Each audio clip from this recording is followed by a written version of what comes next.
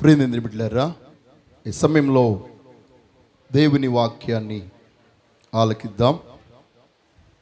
ఈరోజు ప్రత్యేకమైన వాక్య భాగానికి వెళ్దాం. ప్రసంగి గ్రంథం 9వ అధ్యాయం 11వ వచనాన్ని చదువుకుందాం. నేను చదువుతున్నాను. మరియు నేను ఆలోచింపగా సూర్యుని క్రింద జరుగుచున్నది నాకు తెలియబడిను. వడిగలవారు పరుగులో గెలవరు, బలము గలవారు యుద్ధమునందు విజయము అందరు. జ్ఞానము గల వారికి అన్నము దొరకదు, బుద్ధిమంతులగుట వలన ఐశ్వర్యము కలుగదు. తెలివి గల వారికి అనుగ్రహము దొరకదు. ఇవన్నీ అదృష్టవశము చేతని కాలవశము చేతని అందరికీ కలుగుచున్నవి. తమ కాలము ఎప్పుడు వచ్చునో నరులెరుగరు. చేపలు బాధకరమైన వలయందు చిక్కబడినట్లు, పిట్టలు వలలో పట్టబడినట్లు, అశుభకాలమున హఠాత్తుగా తమకు చేటు కలుగునప్పుడు వారును చిక్కుపడుదురు. చదవబడినటువంటి లేఖనములో నుండి దేవుడు మనతో మాట్లాడునుగాక. ఆమేన్. ప్రియమైన బిడ్డలారా, ఈనాడు చాలామంది అదృష్టాన్ని గురించి మాట్లాడుతూ ఉంటారు. దేని గురించి అండి? అదృష్టం. అదృష్టం అంటే కొంతమందికి ఇంగ్లీష్లో అదృష్టాన్ని ఏమంటాం? లక్. చాలామందికి లక్ అనేటువంటి మాట, అదృష్టం అనేటువంటి మాట వచ్చినప్పుడు ఈ నెంబర్ నాకు లక్, లక్కీ నెంబర్ ఉంటుంది, లక్కీ కలర్ ఉంటుంది, లక్కీ డ్రెస్ ఉంటుంది, లక్కీ పర్సన్ ఉంటారు, lucky house, lucky place, lucky village, lucky friend, అన్నీ లక్కీలే. మన మధ్య ఒక లక్కీ ఉన్నాడు. దేవునికి స్తోత్రం, హల్లెలూయా. Lucky lucky lucky. ఉదయం లేచిన కానించి మనం ఈ మాట ఎక్కువ శాతం వాడుతూ ఉంటాం. అంతేకాదు, ఎగ్జామ్ రాయడానికి వెళ్ళినటువంటి వారికి బెస్ట్ ఆఫ్ లక్ అంటాం. ఇంటర్వ్యూకి వెళ్ళేటువంటి వారికి బెస్ట్ ఆఫ్ లక్ అంటాం. ఎక్కడైనా శుభకార్యానికి వెళ్తున్నారనుకోండి, బెస్ట్ ఆఫ్ లక్ అంటాం. అంటారా? మరి మనం అనొచ్చు అంటారా? దేవుని బిడ్డలుగా మనము బెస్ట్ ఆఫ్ లక్ అనొచ్చా? దేవుడు లక్ని సృష్టించాడా? మరి ఎందుకు జ్ఞానైన సొలొమోను అన్ని అదృష్టవశము చేతనే కలుగుతున్నాయని అంటున్నాడు? గమనించండి, జ్ఞానైన సొలొమోను ఈ యొక్క ప్రసంగి గ్రంథాన్ని తత్వజ్ఞానముతో రాశాడు. అవన్నీ అదృష్టవశమున కావు, దేవుని యందు భయభక్తులు కలిగి ఉండటం వలననే కలుగుచున్నవని మధ్య మధ్యలో అక్కడక్కడ ఇంటిస్తూ లాస్ట్లో ఆ మాట కంప్లీట్ చేశాడు. అయితే ప్రియమైనటువంటి జనాంగమా, ఈనాడు చాలామంది తమ జీవితంలో ఒక వ్యాపారంలో వృద్ధి చెందితే లక్కీ పర్సన్ అంటాం. ఇప్పుడు ఉదాహరణకి లక్కీ ఏం మూలం అనుకుందాం. మీకు లక్కీ అంటే బాగా అర్థమవుతుందని అలాగంటున్నాను. అదృష్టం మీద నమ్ముకున్నటువంటి వారు ఇక్కడ ఎంతమంది ఉన్నారు? ఎవరు లేరు కదా? మంచిది, దేవునికి స్తోత్రం. దేవుడు మిమ్మల్ని అందరినీ దీవించును గాక. దేవుని నమ్మిన వారు ఎంతమంది ఉన్నారు? Praise lord. కానీ ఈ లోకంలో చాలామంది అదృష్టం మీదే ఆనుకున్న వారు ఉన్నారు. వారికి కొన్ని రోజులు లక్కీ, ఆ రోజే ఏ పనైనా సరే ఆ రోజే వారు ప్రారంభిస్తారు. అది లక్కీ డే అట వాళ్ళకి. కొంతమందికి ఒక వారం ఉంది, ఆ వారమే లక్కీ వారం. కొంతమందికి ఒక నెల ఉంది, ఆ నెలే లక్కీ. కొంతమందికి సంవత్సరమే, ఈ సంవత్సరం లక్కీ ఇయర్ అంటారు. కొంతమందికి సంవత్సరం అంతా దరిద్రపు సంవత్సరం అంట. దేవునికి స్తోత్రం. మరి మీకు ఏ సంవత్సరమో, మీకు ఏ నెలో, మీకు ఏ వారమో, మీకు ఏ దినమో, ఏ గడియో, ఏ క్షణమో నేను అనట్లేదు. ఈరోజు మన యొక్క జీవితంలో మనం ఒక విషయాన్ని గమనించవలసినటువంటి వారముగా ఉన్నాం. మనము అదృష్టము అనే పదాన్ని అధికంగా వాడే లోకంలో జీవిస్తున్నాం. దేవునికి స్తోత్రం. సర్వశక్తి గల దేవుడు ఈ భూమి ఆకాశములను సృజించిన తర్వాత లోకములో ఉన్నవన్నిటినీ సృష్టించినప్పుడు అవన్నీ మంచివి అన్నాడు. ప్రతి దినము మంచిది అని చెప్పాడు. అన్నీ మంచివే అన్నాడు. మంచివి అన్నాడా లేదన్నాడు చెప్పండి? అన్నీ మంచివే అన్నాడు. అన్నీ మంచివిగా చేసినటువంటి దేవుడు మరలా మన మానవునికి అవసరమై ఉంటే అదృష్టాన్ని కూడా చేసి ఉండేవాడు. దేవునికి స్తోత్రం కలుగునుగా. He also created a lucky. ఇది లక్కీ డే, ఇది లక్కీ ఫ్రూట్, ఇది లక్కీ ట్రీ, ఇది లక్కీ ప్లేస్ అని ఆయన చెప్పుండేవాడు. కానీ అలాగ ఇప్పుడు ఎక్కడ చెప్పలేదు. అలాగ చెప్పుంటే ఆయన సార్వభౌమాధికారానికే అది తీరని మచ్చ. ఆయన సర్వశక్తి గల దేవుడు. ఆయన అదృష్టం మీద పనిచేసేవాడు కాదు. ఎంతటి దురదృష్టవంతుడైనా అదృష్టవంతుడిగా చేయగలిగిన వాడు సర్వశక్తి గల దేవుడు. దేవునికి స్తోత్రం కలుగునుగాక. హల్లెలూయా, హల్లెలూయా. కానీ ఈ లోకమంతా కూడా విభిన్న రకాలుగా వారు ఆలోచిస్తూ వారి జీవితంలో మరికొందరైతే కొన్ని డైమండ్స్ పెట్టుకుంటే లక్కీ అంటారు, కొన్ని ఉంగరాలు పెట్టుకుంటే లక్కీ అంటారు, కొన్ని వస్తువులు ధరించుకుంటే లక్కీ అంటారు. అవి ధరించుకుని ఇంట్లో ఉండిపోండి, ఏ పని చేయకుండా ఉండిపోండి. అదృష్టం మీ ఇంటికి వచ్చి తలుపు తడుతుందేమో చూడండి.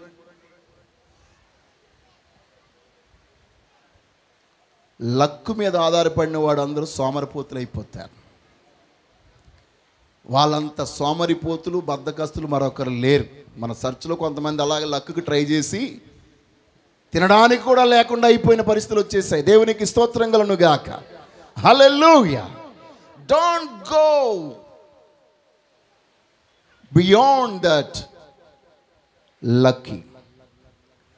ఈరోజు సర్వశక్తి గల దేవాది దేవుడు మనందరితో మాట్లాడును గాక. హల్లెలూయా. ఒకవేళ మన జీవితంలో లక్ మీద మనం ఆధారపడిన వారంగా ఉంటే జీవము గల దేవుని యొక్క వాక్యము వ్యర్థమైపోతుంది. పరిశుద్ధాత్మ దేవుడు వ్యర్థమే. జీవము గల దేవుని మనం నమ్మినటువంటి ఆ విశ్వాసం వ్యర్థం. విశ్వాసం లేదిక, భక్తి లేదిక, ఆరాధన లేదిక, ఆత్మీయత లేదిక. లక్ మీదే మనం ఆధారపడాలి. దేవునికి స్తోత్రం. హల్లెలూయా. ఈ లోకములో వారికి దేవుడు లేడు గనక వారు లక్కు మీద ఆధారపడుతున్నారు. వారికి నిజ దేవుడు ఎవరో తెలియదు గనక వారు లక్కు మీద ఆధారపడుతున్నారు. కానీ జీవాధిపతి అయిన దేవాది దేవుని ఆధారపడినటువంటి మనం ఎవరము లక్కు మీద కాదు ఆధారపడవలసింది, దేవుని మీద మనం ఆధారపడాలి. దేవునికి స్తోత్రం. హల్లెలూయా, హల్లెలూయా. ప్రియమైన దేవుని బిడ్డలారా, మీరందరూ యోసేపు జీవితాన్ని చూసినప్పుడు ఏం చెప్తారు? లక్ అంటారా, దైవ చిత్తం అంటారా? లోకస్తులైతే ఏమంటారు? లక్కీ పర్సన్, బానిసగా వెళ్ళాడు, బాస్ అయిపోయాడు, ఏం లక్కీరా బాబు అని అంటారు. అవునా కదా? కానీ యోసేపు తన జీవితంలో తను చెప్పిన మాట ఏంటి తెలుసా? ఇవన్నీ ఈ కాలంలో మేలు కలుగుటకై దేవుడు వీటన్నిటిని సమకూర్చి జరిగించాడు. దేవునికి స్తోత్రం. ఇప్పుడు మేలు కలుగుటకై, అప్పుడు నన్ను కీడులోనికి నెట్టింది దేవుడే. దేవునికి స్తోత్రం కలుగునుగా. అంతేగాని లక్ కాదు. ప్రియమైన బిడ్డలారా, రూతు యొక్క జీవితాన్ని మనం చూస్తే నిరాశ నిస్పృహలో చీకటి లోకములోనికి నెట్టివేయబడిన తన బ్రతుకు ఒకానొక దినాన అత్తను పోషించుట కొరకై పరగ ఏరి ఆహారము తీసుకురావడానికి ఒక పొలమునకు వెళ్ళింది. ఆ పొలము అనుకోకుండా నయోమి బంధువు యొక్క పొలము. దేవునికి స్తోత్రం. ఎలిమేలేకు బంధువు యొక్క పొలం అది. ఆ పొలములో తాను పరగ ఏరుకుంటుండగా ఆమె ప్రవర్తన విధానం, ఆమె యొక్క జీవన విధానాన్ని చూసి వచ్చిన వారందరూ కూడా ఆశ్చర్యచకితులైనట్లు బోయాజు చెప్పాడు, ఈమె నిశ్చయముగా శ్రేష్టమైన ప్రవర్తన గలది అన్నాడు. దేవునికి స్తోత్రం, హల్లెలూయా. అలాగా ఆమె ప్రవర్తన గురించి పొగిడిన తర్వాత తాను అత్తగారింటికి వెళ్ళినప్పుడు తీసుకురావలసిన దానికంటే అధికమైనటువంటి పరగ తీసుకుని వచ్చింది తాను. అది చూసి నీవు లక్కీ పెర్సన్ అని చెప్పేసి అన్నదా అత్త? అనలేదు. యెహోవా బ్రతికి ఉన్నవానికి నీ చచ్చిన వారికి ఉపకారము చేయక మానని వాని యొక్క పొలంలోనికి నువ్వు వెళ్ళావమ్మా, అక్కడికే వెళ్ళు అన్నది ఆమె. దేవునికి స్తోత్ర, హల్లెలూయా. ఆమె యొక్క జీవితము ఆ యొక్క బోయాజు పొలంలోనికి వెళ్ళడం లక్ కాదు. ఆమె తీసుకున్న తీర్మానం, ఆమె తీసుకున్న నిర్ణయం, ఆమె భర్త లేని సమయంలో, ఆధారం లేని సమయంలో, ఏ విధమైనటువంటి పోషణకు, ఏ యొక్క ఉద్యోగము పని లేని సమయంలో అత్తతో ఒక గొప్ప తీర్మానం చేసింది. నీవే నా బంధువు, నీ జనమే నా జనం, నీ ఉండే స్థలమే నేనుండు స్థలము, నీ యొక్క దేవుడే నా దేవుడు. ఎవరటండి? Your God is my God. నీ దేవుడే నా దేవుడు, మరణము తప్ప ఏది నిన్ను నన్ను వేరు చేయకూడదు. దేవునికి స్తోత్రం. ఆ తీర్మానాన్ని దేవుడు చూశాడు గనుక ఆ మహిమగల దేవుడు ఈ సహోదరిని ఒక ఉన్నతమైన స్థలంలో నడిపించింది. దేవునికి స్తోత్రం కలుగును గాక. ఈ రోజు నీ భవిష్యత్తు సరిగ్గా లేదని, నీ యొక్క కుటుంబ పరిస్థితులు సరిగ్గా లేవని, నీ యొక్క కుటుంబంలో జరుగుతున్నటువంటి అల్లకల్లాలను బట్టి, కష్టాలను బట్టి నా జీవితం ఏమీ బాగులేదు, నేను దురదృష్టవంతురాలని, నా బ్రతుకంతా దురదృష్టపై అయిపోయింది, నాకు అదృష్టం లేదు, నాకు భర్తతో కాపురం చేసే అదృష్టం లేదు, బిడ్డలతో జీవించే అదృష్టం లేదు, కుటుంబంగా కలిగి ఉండే అదృష్టం లేదు, ఇల్లు కట్టుకునే అదృష్టం లేదు, వ్యాపారం చేసే అదృష్టం లేదు, పనులు చేసుకునే అదృష్టం లేదు, ఇల్లు లేకపోతే ఉద్యోగం చేసే అదృష్టం నాకు లేదు, నా కుటుంబాన్ని పోషించుకునే అదృష్టం నాకు లేదు, నన్ను దురదృష్టవంతుణ్ణి అని నీ యొక్క జీవితంలో నిన్ను నీవు శపించుకుంటూ ఉన్నట్లయితే ఈ రోజు ఆమె అనగా శాపగ్రస్తురాలైనటువంటి మోయాబు స్త్రీ అయిన రూతు ఆశీర్వాదాలకు కారకుడైన దేవుణ్ణి తన దేవునిగా చేసుకుంది. దేవునికి స్తోత్రం కలుగును గాక. హల్లెలూయా. అందుకొరకు తన జీవితంలో ఎంత కష్టం వచ్చినా నష్టం వచ్చినా దేవుణ్ణి తను దూషించలేదు, కానీ దేవుణ్ణి తన దేవునిగా చేసుకుని దేవుణ్ణి స్తుతించింది. అందుకొరకే 4వ అధ్యాయం 14వ వచనం రూతు గ్రంథంలో మనం చూస్తే ఆ గ్రామస్తులందరూ వచ్చి నయోమితో నువ్వు లక్కీ పెర్సన్ అనలేదు. అప్పుడు స్త్రీలు, ఈ దినమున నీకు బంధువును లేకుండా చేయని యెహోవా స్తుతునొందును గాక. దేవునికి స్తోత్రం. ఆయన నామమునకే అమ్మా ఇశ్రాయేలులలో ప్రకటింపబడును గాక. దేవునికి స్తోత్రం. ఇక్కడ ప్రజలందరూ చెప్పిన మాట ఏంటి? అమ్మా, లక్కే నిన్ను ఇక్కడ తోడుకుని వచ్చింది, లేకపోతే నువ్వు మోయాబు దేశంలో చచ్చిపోయి ఉండేదా, నువ్వు నీ కోడలు నీకు దక్కుండేది కాదు, కానీ లక్కు వల్ల నీవు ఇక్కడికి వచ్చావు అని చెప్పారు. అక్కడ కాదు, ఈ దినమున నీకు బంధువు లేకుండా చేయని యెహోవా స్తుతింపబడును గాక. అంటే సర్వాధికారైన దేవుడే నీకు ఈ అదృష్టాన్ని కలిగించాడు. సర్వాధికారైన దేవుడే ఈ కోడలు నీకు కోడలుగా ఉంచాడు. ఈ కోడలు ఇప్పుడు నీ కోడలు కాదు, కూతురు. దేవునికి స్తోత్రం కలుగును గాక. కాబట్టి ఆయన నామమే ప్రకటించబడాలి. దేవునికి స్తోత్రం. హల్లెలూయా, హల్లెలూయా, హల్లెలూయా. కాబట్టి ప్రియమైన బిడ్డలారా, మన యొక్క జీవితంలో మనము లక్కు మీద కాదు ఆధారపడవలసింది, సర్వాధికారైన దేవుని మీద మనం ఆధారపడవలసిన వారముగా ఉన్నాం. దేవుడే మన యొక్క ప్రతి పరిస్థితులను మార్చగలవాడు. లక్ అంటే ఏంటి? It is depend upon time. అది సమయం మీద ఆధారపడింది, పరిస్థితి మీద ఆధారపడింది, స్థలం మీద ఆధారపడింది, అవకాశం మీద ఆధారపడింది.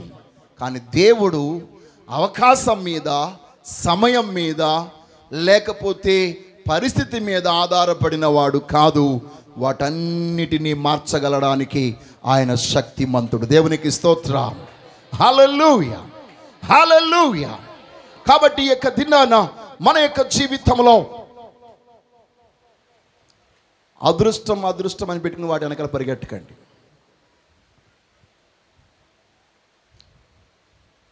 నీవు అదృష్టవంతుడు వెనకాలినంత మాత్రం నువ్వు అదృష్టవంతుడు అయిపోవు. నీ బ్రతుకును అదృష్టవంతుడిగా చేయగలవాణి వెంబడిస్తేనే నీ బ్రతుకు అదృష్టవంతుడిగా మారుతుంది. నేను అదృష్టవంతుడినై ఉన్నానని వారందరూ అనుకున్నారని చెప్పాడు ఒక భక్తుడు. ఎవరు చెప్పండి? తాను అనలేదు నేను అదృష్టవంతుడినని, తనకు చెప్పుకోలేదు, కానీ జనులందరూ తన గురించి చెప్పుకున్నారట, ఇతడు ఎంత అదృష్టవంతుడో అని. దేవునికి స్తోత్రం. హల్లెలూయా. ప్రియమైన బిడ్డలారా, యోబు గ్రంథం 29వ అధ్యాయం 11వ వచనం మనం చూస్తే దేవుని వాక్యం అక్కడ తెలియజేస్తుంది, నా సంగతి చెవిని పడిన ప్రతివాడు నన్ను అదృష్టవంతునిగా ఎంచెను. నేను కంటబడిన ప్రతివాడు నన్ను గూర్చి సాక్ష్యం ఇచ్చిన. ఇప్పుడు చెప్పింది ఎవరు? యోబు అంటున్నాడా? ప్రజలు అంటున్నారా? ప్రజలు తన గురించి ఏమనుకుంటున్నారో యోబు చెప్తున్నాడు. దేవునికి స్తోత్రం. కానీ యోబు యొక్క అదృష్టం అంతా ఎలా వచ్చింది? ఆ యొక్క అధ్యాయ ప్రారంభంలో చెప్తున్నాడు, దేవుని యొక్క ప్రకాశవంతమైన వెలుగు నాకు తలకు పైగా ప్రకాశించిన. అంటే తన గొప్పతనానికి గల కారణం అదృష్టం కాదు, టైం కాదు, సీజన్ కాదు, సెన్స్ కాదు. It is not fortune.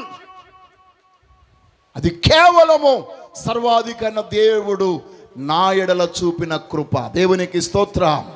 ఒకవేళ అదృష్టం వల్లనే అన్నీ జరుగుంటే అపోస్తలుడైన పౌలు నేను ఏమై ఉన్నానో అది కేవలం అదృష్టం వలన అయి ఉన్నాను అని చెప్పి ఉండేవాడు. కానీ అలా చెప్పలేదు. కానీ నేను ఏమై ఉన్నానో అది దేవుని కృప వలనే అయి ఉన్నాను. నమ్మిన వారు చప్పట్లు కొట్టి దేవుని మహిమపరచండి. ఈరోజు మీలోనికి వచ్చినటువంటి ఆ వ్యతిరేకపు ఆలోచన యేసు నామములో బయటికి పోవునుగాక. అసలే మీకు తెలుసా, అదృష్టం మీద ఆధారపడడం అనేది అదొక దురాత్మ మీద ఆధారపడినట్టే.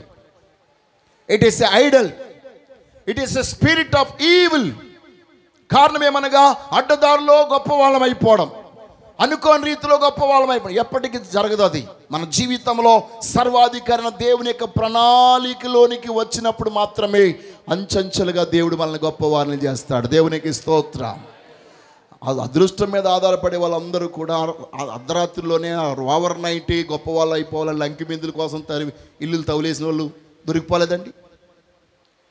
దొరికిపోలేదా? వాళ్ళు ఎవరో చెప్పారు వాళ్ళకి, నీ ఇంట్లో లంకి బిందులు ఉన్నాయి తవ్వు అని చెప్పేస్తే వాళ్ళకేమో లంకి బిందులు కనిపించింది, కింద ఇత్తడి బిందులు దొరికాయి కొంతమందికి అది ఐరన్ బిందులు దొరికాయి, కొంతమందికి అయితే పోలీసులకు దొరికారు. దేవునికి స్తోత్రం కలుగునుగా. ఏంటి అదృష్టం? ఆ చెప్పినోడి పని ఇలా ఏం చేస్తారు? రాని బయటికి రాని ఆడి పని చెప్తాం. మమ్మల్ని మోసం చేసి అనవసరంగా సుఖంగా బ్రతికే వాళ్ళందరికీ లేనిపోని ఆశ కల్పించి ఇలాంటి భయంకరమైన పరిస్థితుల్లో నెట్టివేశారని చెప్పేసి బాధపడిన వాళ్ళు చాలామంది ఉన్నారు. కానీ బైబిల్ చెప్తుంది, మనము నిజముగా అదృష్టవంతులుగా తీర్చబడాలంటే అపోస్తలుడైన పౌలు రోమీయులకు రాసిన పత్రిక 8వ అధ్యాయం 28వ వచనంలో అంటున్నాడు కదా. అమ్మా చెప్పండి.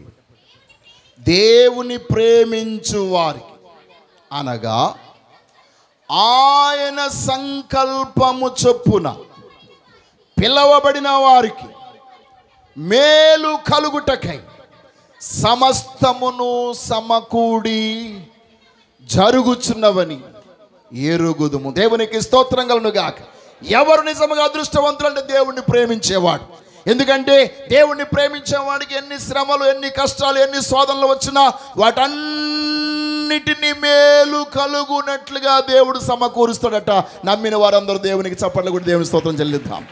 హల్లెలూయా, హల్లెలూయా. ప్రియమైన బిడ్డలారా, ఈ రోజు మన యొక్క జీవితంలో ఆ మహిమోన్నతుని దేవాది దేవుని యొక్క ఉన్నతమైనటువంటి కృప పొందిన వారముగా, ఆయన్ని ప్రేమించే వారముగా, ఆయన పిలుపుని అందుకున్న వారముగా మనం ఉంటే ఆయన పిలుపునందుకున్నటువంటి నీవు నిశ్చయముగా ఆయన నడిపించే ఉన్నతమైన ప్రణాళికలోనికి నువ్వు నడవగలుగుతావు. ఆయన ప్రణాళికే నీకు మేలు కలగజేస్తుంది. దేవునికి స్తోత్రం. హల్లెలూయా. యేసుక్రీస్తు వారు ఈ లోకంలో ఉన్నప్పుడు ఎవరు ఎన్ని రకాలైనటువంటి కష్టాల్లో ఉన్నవారు వచ్చినా, అమ్మా ఈ రోజు లక్కీ కాదు, ఈ సమయం లక్కీ కాదు, ఈ గడియ మంచిది కాదు, ఫలానా గడియలో రా, ఫలానా సమయంలో రా, ఫలానా స్థలానికి రా, అప్పుడు నీకు అద్భుతం చేస్తాను అని చెప్పినటువంటి ఎక్కడ దాఖలాలు ఉన్నాయండి? చెప్పండి. నా మాట అర్థమవుతుందా మీకు? ఈరోజు మీలో చాలామంది స్థలాలు వెతుక్కుంటూ, సమయాన్ని వెతుక్కుంటూ, విధులు తిథులు వెతుక్కుంటూ వెళ్తూ ఉన్నారు. దేనికోసం? దేవుని ద్వారా కార్యం పొందడం కొరకు. దేవుని ద్వారా అద్భుతం పొందడానికి సమయంతో పని లేదు. సమయంతో పని ఉంటే ఆయన విశ్రాంతి దినాన్ని అద్భుతం చేసి ఉండేవాడే కాదు. వాళ్ళందరూ వ్యతిరేకించారు. ఈరోజు అద్భుతం చేయకూడదు, అద్భుతం చేయడానికి ఒక సమయం ఉందట. దేవునికి స్తోత్రం. బట్ ఇన్ జీసస్ నేమ్, యేసు నామములో, యేసయ్యకు అలాంటి పర్టికులర్ సమయం అంటూ ఏమీ, అద్భుతం ఎప్పుడు జరిగింది? అవసరతలో వారు ఉన్నారని వారు గుర్తిరిగి వారు దేవుణ్ణి అడిగినప్పుడు వారి జీవితంలో అద్భుతం దేవుడు చేశాడు. దేవునికి స్తోత్రం. ఈరోజు నీ బ్రతుకులు అద్భుతం జరగాలంటే దేవునికి సన్నిధిలో ప్రార్థన చేస్తే జరిగిపోదు. నీకు ఆ అవసరం ఉంది అని నీవు గ్రహించగలగాలి. ఆ అవసరాన్ని నీవు సరిగా సద్వినియోగం చేసుకోగలగాలి. దేవుడు చేసిన అద్భుతాన్ని నిశ్చయముగా నీవు దేవుని మహిమార్థమై నువ్వు వాడగలగాలి. అలాంటి తలంపు ఆలోచన నీలో ఉన్నప్పుడు ఇప్పుడే దేవుడు నీ జీవితంలో నీవు ఊహించని కార్యం జరిగిస్తాడు. దేవునికి స్తోత్రం కలుగునుగాక. హల్లెలూయా, హల్లెలూయా. అంతేగాని ఎదట వారిని కించపరచడానికి, ఎదట వారికి నా దేవుడు గొప్పవాడని చెప్పడానికి గనక, అవమానపరచడానికి గనక నీవు దేవుని యొక్క అద్భుతాన్ని వాడుకుంటే నీ బ్రతుకులు ఎప్పటికీ అద్భుతం జరగదు. You will never get God's miracle. దేవుని అద్భుతం సమయం మీద, దినం మీద, గడియ మీద ఆధారపడి లేదు, నీ హృదయం మీద ఆధారపడింది. నీ హృదయ స్థితిని బట్టి ఆధారపడింది. నీవు ఆయన యొద్దకు వచ్చి అడిగే విధానం మీద ఆధారపడింది. కుష్ఠరోగి ఎన్నో సంవత్సరాలుగా కుష్ఠరోగిగా బాధపడుతున్నాడు. ప్రభు దగ్గరికి వచ్చాడు. అయ్యా నీకు ఇష్టమైతే నన్ను శుద్ధిని చేయి అన్నాడు.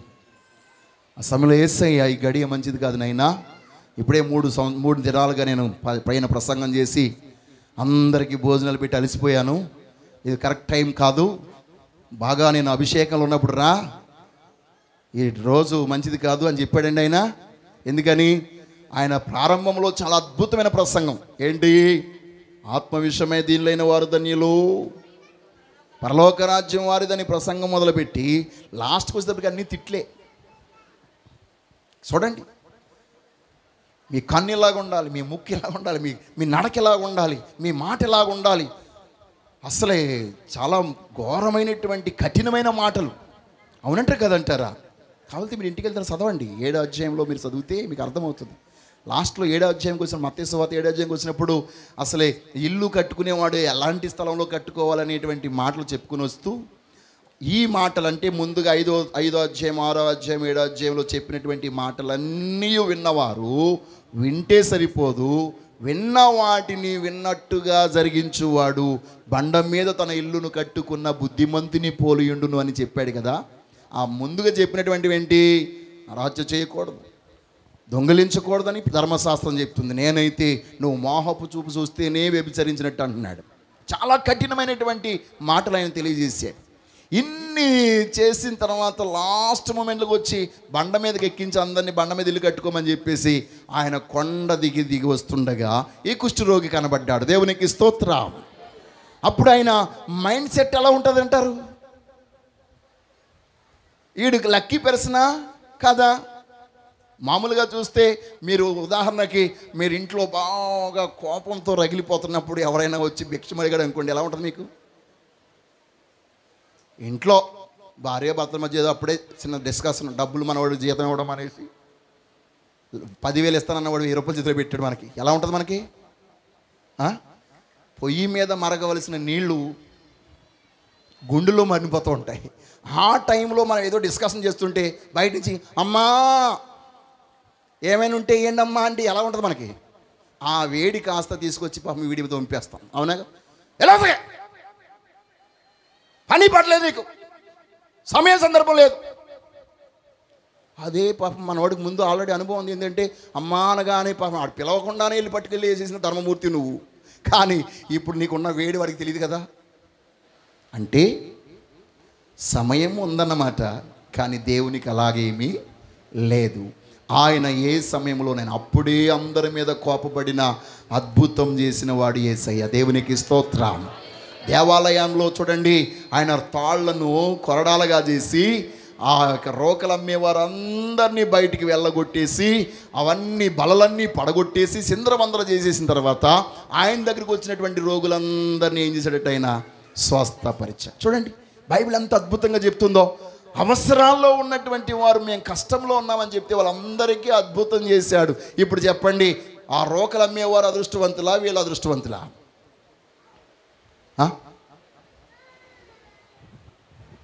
రోకలు అమ్మే వాళ్ళందరూ తిట్టుకుంటున్నారు, ఈయనకి ఇప్పుడే రావాలా, ఇప్పుడే వచ్చి మళ్ళీ అందరినీ తోలేయాలా అని చెప్పేసి అనుకుని వీళ్ళందరూ ఒక గుంపుగా చేరే లోపల రోగులందరూ అక్కడ స్వస్థత పొందారు. దేవునికి స్తోత్రం కలుగునుగాక. హల్లెలూయా, హల్లెలూయా. ప్రియమైన బిడ్డలారా, దేవుని యొక్క అద్భుతానికి సమయంతో పని లేదు, కాలంతో పని లేదు. మన జీవితంలో ఎల్లప్పుడూ కూడా సర్వాధికార దేవాది దేవుని మీద మనం ఆధారపడిన వారమై ఉండాలి. దేవునికి స్తోత్రం.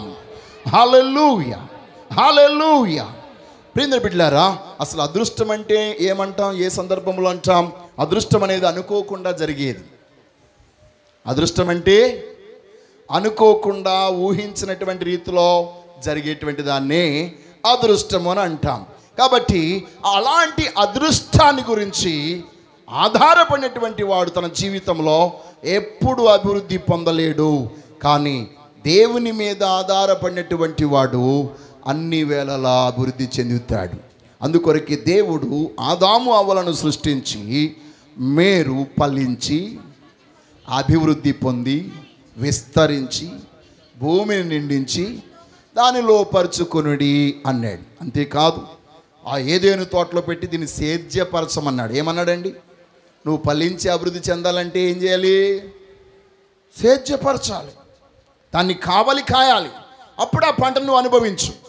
వట్టినే నీకు నేనేమి ఇవ్వట్లే, అన్ని వనరులను దేవుడు మనకు అందిస్తున్నాడు, మనల్ని ప్రయాసపడమంటున్నాడు. దేవునికి స్తోత్రం కలుగునుగాక. ఈరోజు సర్వాధికార దేవుడు మన జీవితంలో తన ఉన్నతమైనటువంటి ప్రణాళిక ద్వారా ఈ యొక్క సృష్టి అంతటిని సృష్టించాడు, అలాగే మనల్ని కూడా కలగజేశాడు. అదృష్టం మీద దేని మీద మీరు ఆధారపడినట్లయితే అది ఒక విగ్రహముగా మారిపోతుంది. దేవునికి స్తోత్రం. దేవుని వాక్యం చెప్తుంది, అదృష్టం అనేది ఒక విగ్రహం. యెషయా ప్రవచన గ్రంథం 65వ అధ్యాయం.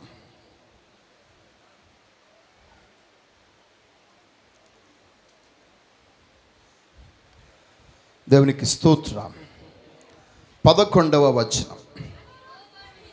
యెహోవాను విసర్జించి నా పరిశుద్ధ పర్వతమును మరచి గాదునకు బల్లను సిద్ధపరచువారులారా, అదృష్టదేవికి పానీయార్పణ అర్పించువారులారా, నేను పిలువగా మీరు ఉత్తరమియలేదు, నేను మాటలాడగా మీరు ఆలకింపక నా దృష్టికి చెడ్డదైన దానిని చేసితిరి, నాకిష్టము కాని దాన్ని కోరితిరి. నేను ఖడ్గమును మీకు అదృష్టముగా నియమింతును, మీరందరూ వదకు లోనగుదురు. దేవునికి స్తోత్రం. అసలు అదృష్టం ఏంటట? దేవునికి లోబడకపోతే, దేవుని మాటకు విధేయులం కాకపోతే, దేవుని యందు భయభక్తి కలగకుండా, దేవుడు చెప్పిన మాట వినకుండా, దేవుని దగ్గరికి రాకుండా, అదృష్టం మీదనే మనం ఆధారపడి అదృష్టానికే మనం పూజలు చేస్తే నీ ఖడ్గమే నీకు అదృష్టంగా మారిపోతుంది, కరువే నీకు అదృష్టంగా మారిపోతుంది, నష్టం నీకు అదృష్టంగా మారిపోతుంది. ఎందుకంటే నీవు అదృష్టాన్ని కోరుకున్నావు కదా. అదే నీకు నష్టాన్ని కలిగిస్తుంది, అదే నీ జీవితానికి కీడును కలిగిస్తుంది. కాబట్టి ఇక్కడ గమనించండి, జీవము గల దేవుడు అలాగే అదృష్టం, ఈ రెండు ఇక్కడ ఉన్నాయి. దేవునికి స్తోత్రం, హల్లెలూయా. కాబట్టి ప్రియమైన బిడ్డలారా, మన యొక్క జీవితంలో మనము ఎట్టి పరిస్థితుల్లోనూ కూడా లోకస్తుల వలె నాకు లక్కీ నెంబర్, లక్కీ పర్సన్, ఎవరైనా బయటికి వెళ్తున్నారు అనుకోండి, అందరూ ఏం చేస్తారండి, గబుక్కుని ఇంట్లో ఎవరినైనా మంచి అంటే ఇంట్లో ఉన్న వాళ్ళు కూడా మళ్ళీ అదృష్టవంతులు ఉన్నారండి. దేవునికి స్తోత్రం, హల్లెలూయా. పొరపాటున భార్య వచ్చిందనుకోండి, మనవాడికి ఒళ్ళు మండిపోతుంది. నువ్వెందుకు వచ్చావు, అమ్మాయిని రమ్మను. ఎందుకని? నువ్వెవరో, నీ వల్ల నాకు దొరికేది దొరకదు, అందేది అందదు. కాబట్టి అదృష్టవంతురాలు ఒక తొందరలో అన దాన్ని రమ్మను అని అంటారు వీళ్ళు. అప్పుడే పోయింది వీడి అదృష్టం. దేవునికి స్తోత్రం, హల్లెలూయా. మీరు ఎవరైనా అలాంటి ఎదురులు వచ్చేటువంటి బేరాలు చేశారా? యేసు నామములో అవన్నీ ఇప్పుడు ఆగిపోనుగాక. ఆమేన్. ఏమండి, మీ పిల్లలు ఏమైనా బయటికి ఎక్కడికైనా ఉద్యోగం కోసం వెళ్తున్నారు అనుకోండి, ప్రార్థన చేసి ప్రభు కృప నీకు తోడైండునుగాక అని చెప్తారా? లేకపోతే మీరే ఎదురెళ్ళి వచ్చి బెస్ట్ ఆఫ్ లక్ అని అంటారా? దేవునికి స్తోత్రం. ఈ రోజు నుంచి మీ మాట మారాలి. దేవునికి స్తోత్రం. ఎప్పటి నుంచి మీరు బెస్ట్ ఆఫ్ లక్ కాదు చెప్పవలసింది, గాడ్ బ్లెస్ యూ అని చెప్పాలి. చెప్పండి అందరూ, పక్క వాళ్ళు చేపట్టిన చెప్పండి, చెప్పండి అమ్మా, గాడ్ బ్లెస్ యూ. చేపట్టిన గట్టిగా గట్టిగా చెప్పాలి. వట్టప్పుడు చెవులు కొరికేస్తారు కదా, ఇప్పుడు కొరకండి. ఎందుకు గాడ్ బ్లెస్ యూ? దేనికి గాడ్ బ్లెస్ యూ? చెప్పండి, దేనికి? నీ వెళ్తున్న పనిలో దేవుడు తన ఆశీర్వాదం తోడయించును గాక. ఇంకా మంచి మాట, గాడ్ బీ విత్ యూ. ఏం చెప్పాలండి? పోనీ ఇంగ్లీష్ రాకపోతే దేవుడు నీకు తోడయుండును గాక, దేవుని కృప నీకు తోడయుండును గాక. అందుకొరకే పూర్వకాలంలో ఉన్నటువంటి స్త్రీలైనా భక్తులైనా వారు ఏం చెప్పారంటే, ఏదైనా పొందుకుంటే దేవుని దయ వలన, ఇది నేను యెహోవా దయ వలన దీన్ని సంపాదించుకొని ఉన్నాను. దేవునికి స్తోత్రం. ఇప్పుడు వరకు మనం తెలియక చుట్టుపక్కల అందరూ మాట్లాడే luck luck luck luck luck, ఆ luck luck luck luck luck ఇప్పుడు మనకంతా అదే పాట అయిపోయింది. దేవునికి స్తోత్రం. మన బ్రతుకు లక్కు లక్కు అయిపోతుంది, సౌండ్ తప్ప ఏమీ ప్రయోజనం లేదు. ఈరోజు సర్వాధికరణ దేవుని సముఖంలో మీ అందరికి నేను తెలియజేస్తున్నాను, ఎట్టి పరిస్థితుల్లో కూడా జీవమగల దేవుని కాక అదృష్టం మీద మీరు ఎప్పుడు అదృష్టాన్ని పరీక్షించుకోకండి. చాలామంది అదృష్టం పరీక్షించుకుని లాటరీ టికెట్ కొంటారు. ఏం టికెట్ అండి?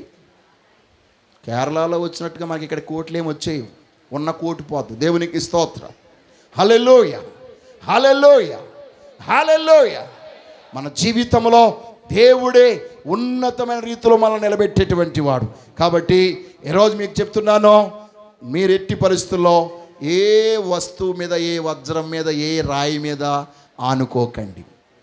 ఏ రాయి అదృష్టపు రాయి కాదు, దేవుడే మనందరి జీవితానికి అదృష్టమైన వాడు. దేవునికి స్తోత్రం, హల్లెలూయా. కారణం ఏమనగా, ప్రియమైన బిడ్డలారా, ఏ బంగారమైన వజ్రమైనా అది దేవునికి విరుద్ధమైనటువంటి చిత్రాన్ని చూపిస్తుంది. దేవునికి స్తోత్రం, హల్లెలూయా, హల్లెలూయా. ఇంకా చెప్పాలంటే ప్రియమైన బిడ్డలారా, లక్ అనేది ఇట్స్ ఐడల్. ముందుగా చెప్పాను నేను, విగ్రహము, దాని గురించి చెప్పాను. మీరు అందరూ ఏం చేస్తున్నారు? చాలామంది ఇంట్లో చూడండి లక్కీ బొమ్మలు ఉంటాయి. ఏ బొమ్మలు అండి? ఏ బొమ్మలు? ఆ బొమ్మలు ఎట్టుకుంటారు. అది అని అంటేనంట మీరు ఎన్ని సాపనాథ పెట్టినా దాని యొక్క నవ్వులు వెళ్ళిపోతాయట. మరి ఇంకెందుకు అందరూ బొమ్మలు కొనుక్కు పెట్టేసుకోండి. దేవునికి స్తోత్రం. ఇక దేవుడు ఎందుకండి మనకి? ప్రార్థన ఎందుకు? ఉపవాసాలు ఎందుకు? చర్చికి రావడం ఎందుకు? ఆదివారం పూట ఈరోజు డబల్ వస్తుంది, మనకి డబల్ వస్తుంది, అవునా కదా? ఎందుకు ఇక లాపింగ్ బొమ్మ పెట్టుకేసుకుని, లేక లక్కీ ఫిష్ అట, ఏంటో ఆ ఫిష్ చాలా ఖరీదండి, దాన్ని పెంచడానికే మనకు సరిపోదు జీతం. దేవునికి స్తోత్రం. ₹1,00,000 అట ఫిష్, లక్కీ ఫిష్ అట. కొనుక్కుంటారా? ఆ దగ్గరికి, ఆ చేపల అమ్మడి దగ్గరికి వెళ్తే ఆ ₹10 చేపని ₹1,00,000 అమ్మేస్తాడు లక్కీ ఫిష్ అని. దేవునికి స్తోత్రం కలుగునుగా. హల్లెలూయా. లక్ మీద పిచ్చి ఎక్కువైపోయినాడు. ఏం చేస్తాడు? ఆ ఫిష్ కొనుక్కుని వచ్చేసి ఫిష్ అయిపోతాడు. దేవునికి స్తోత్రం. ఫిష్ కొనుక్కున్నవాడు అందరూ ఫినిషే, నో యూస్. జీవము గల దేవుని మీద నువ్వు ఆధారపడు. నీవు చేప కడుపులో ఉన్న బయటికి సురక్షితంగా తీసుకొస్తాడు, అప్పుడు నీకు నిజమైన లక్. దేవునికి స్తోత్రం కలుగునుగా. హల్లెలూయా. ఇంకొక మాట చెప్పనా, అదే చేప నోటి తెరిస్తే నీకు నాణేలు, ఏ నాణేలు వస్తాయి? బంగారపు నాణేలు, షెకేలు వస్తాయి. అది నిజమైన లక్. దేవునికి స్తోత్రం. ఆ లక్ ఎలా వస్తుంది? ప్రభువు చెప్తేనే వస్తుంది. అంతేగాని నీవు కోరుండి వెళ్ళి గేలం వేస్తే ఉన్నది కాస్త పోతుంది. దేవునికి స్తోత్రం కలుగునుగా. హల్లెలూయా, హల్లెలూయా. ఈరోజు మన యొక్క జీవితంలో దేన్ని నమ్మాలి? దేవుణ్ణి నమ్మాలా, లక్ నమ్మాలా? విశ్వాసం దేవుని మీద ఉంచాలా, లక్ మీద ఉంచాలా? ఏ విశ్వాసం సరైనది? ఏ విశ్వాసం మన జీవితానికి మూలమైనటువంటిది?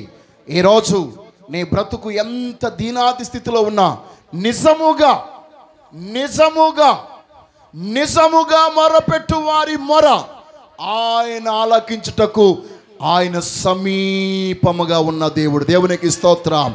ఈరోజు ఆ గొప్ప దేవుడే నీకు సమీపంగా వస్తే నీ జీవితంలో మేలు చేయడానికి ఆయన సమీపంగా ఉండే దేవుడు. దేవునికి స్తోత్రం కలుగును గాక.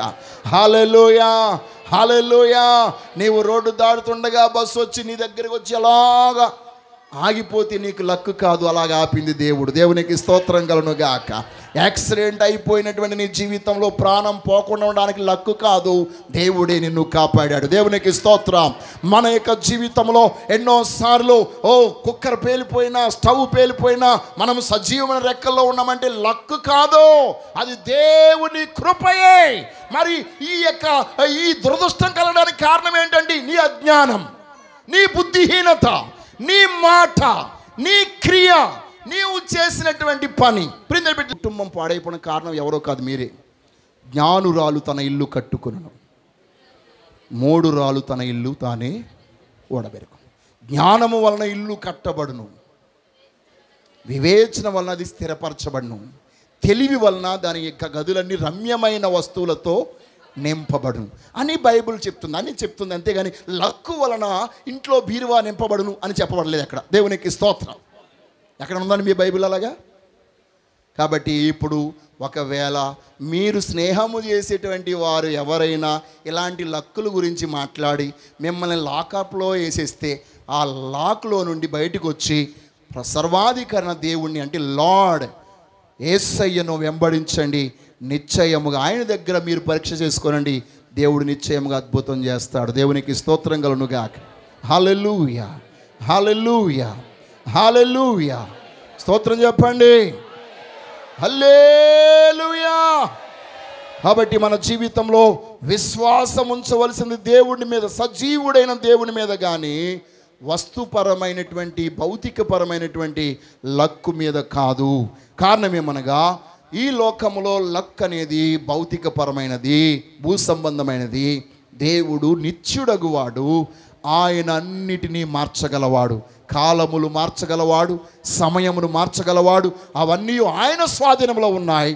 నీవు ఆయన స్వాధీనంలోకి వెళ్ళు, అప్పుడు అవన్నీ నీకు లోబడతాయి. దేవునికి స్తోత్రం. ఏమండి, మనకందరికీ, మన యొక్క భక్తులందరికీ గొప్ప చరిత్ర ఉంది. ప్రార్థించగా సూర్యుడు ఆగిపోయాడో, ప్రార్థించగా చంద్రుడు ఆగిపోయాడో, ప్రార్థించగా 10 మెట్లు ఏటి నీడ వెళ్ళిపోయింది అనుకుంటున్నారా మీరు? 10 గంటలు వెనక్కి వెళ్ళిపోయింది. దేవునికి స్తోత్రం. ఎవరైనా వెనక్కి ఇప్పటి వరకు సమయాన్ని వెనక్కి నడిపించగలవాడు ఎవరైనా ఉన్నారా? హిజ్కియా ప్రార్థన చేస్తే సమయం వెనక్కి వెళ్ళిపోయింది. దేవునికి స్తోత్రం. హల్లెలూయా. నీ జీవితంలో ఒక గొప్ప కార్యం జరగాలంటే ఆ తీవ్రత, మనందరికీ ఏంటంటే రాజు కనబడుతున్నాడు, ప్రార్థన కనబడుతుంది. వారిలో ఉన్నటువంటి ఆ పట్టుదలతో కూడిన ప్రార్థన, ఆ విశ్వాసముతో కూడిన ప్రార్థన, ఆ శక్తివంతమైన ప్రార్థన ఈరోజు మనమును చేసిన వారమైతే నిశ్చయముగా మన పక్షముగా దేవుడు తన కార్యమును జరిగిస్తాడు. ఆయనకు అసాధ్యమైనది ఏది లేదు. ఈరోజు దేవుడు మీ అందరి జీవితాల్లో ఒక నూతనమైన కార్యము జరిగించినట్లు సర్వాధికరణ దేవుని మీద మీరు ఆధారపడి ఉండండి. దేవుని మీద ఆనుకొనండి, కష్టపడి పని చేయండి. నిశ్చయముగా దేవుడు మీకు తన వృద్ధిని కలగజేస్తాడు. దేవునికి స్తోత్రం. హల్లెలూయా, హల్లెలూయా, హల్లెలూయా. ప్రభువుకు అసాధ్యమైనది ఏదియో లేదు. కాబట్టి ఏ రోజు నేను చెప్తున్నాను, అదృష్టం మీద కాదు, ఆత్మస్వరూపుడైన దేవుని మీదనే అన్నీ ఆధారపడి ఉన్నాయి. ఆయన ఆది సంభూతుడు, ఆయన మూలముగానే సమస్తము కలిగాయి. ఆయన లేకుండా ఏది కలగలేదు. అది నీ జీవితంలో కలగాలంటే ఆయన ఉండాలి. దేవునికి స్తోత్రం. కాబట్టి ఈరోజు ప్రియమైన బిడ్డలారా, మీరందరూ గమనించి ప్రభువు మీద ఆనుకోనండి, ప్రభు కృపలో సాగండి. వచ్చే వారం మరొక నూతన సబ్జెక్ట్ నేను చెప్పబోతున్నాను. ఇంకా 5 సబ్జెక్టులు ఉన్నాయి దీంట్లో. There will be 5. అదృష్టం, రుణాలు బంధం, ఇతరుల పాపం మనకు అంటుకుంటుందా లేదా, తలరాతలు, ఇవన్నీ ఉన్నాయి. ఇవన్నీ నేను చెప్తాను. మీరందరూ సిద్ధపడి ఉండండి. దేవుని కృపకు పాత్రలుగా ఉండండి. దేవుడు అట్టి కృప మీ అందరికీ అనుగ్రహించునుగాక. ఆమేన్.